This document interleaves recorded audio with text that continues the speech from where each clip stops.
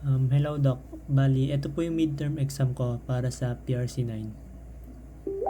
Number 1, design the database schema for Trimix College system. Highlight primary key and the relationship among them. Bali, ito po yung schema. And yung mga naka-highlight na green is siya yung primary key. And then yung blue naman is siya po yung foreign key. Bali magkaka-connect po sila. And then number 2, based on your schema, draft SQL statement to establish that table and field according to the provided scenario. And then bali dito na po sa command prompt ay gumawa po ako ng table. And then first is database na may name na Trimix Colleges. And then sa loob po nun is gumawa ako ng tatlong table, which is courses, professors, and student. And then naglagay lang po ako ng value nila na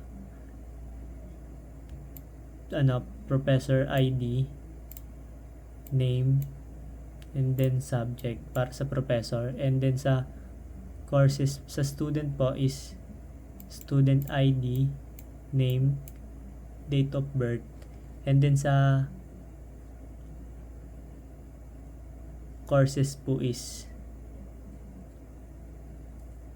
course ID, course name, and professor ID. Populate the table with 10 samples. And then bali gumawa lang po ako ng 10 samples para sa tatlong table. Unahin po natin yung student.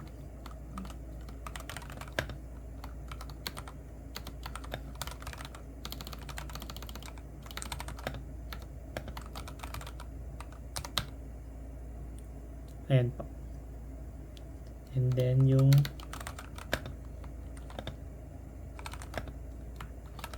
courses.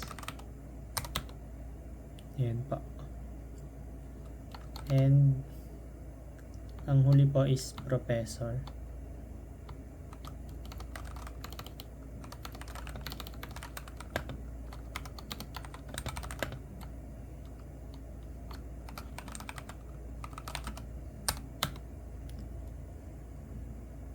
Ayan po.